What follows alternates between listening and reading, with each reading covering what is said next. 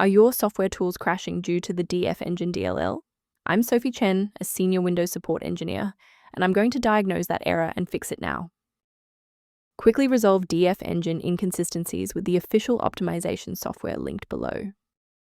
This DLL file is the primary engine library for games built on the Dragonfire framework. It handles the core game loop, including rendering, input processing, and physics updates for specific game titles on Windows. Now that the technicals are covered, let's run the official installer. This error usually indicates that the game application directory is damaged or incompletely installed.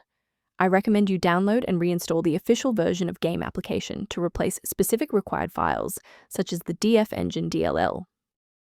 If a standard reinstallation doesn't restore the library, we need to verify if the system environment is properly recognizing the new components. A quick reboot can determine if the error is transient. While it won't fix a deleted file, it can re-establish the connection between your software and the Dfengine file if the path was temporarily busy. Make sure to save your spot by bookmarking this video, or hit the like button before you restart so you don't have to search for it again. To prevent any secondary issues, I recommend a cautious approach to downloading individual system files.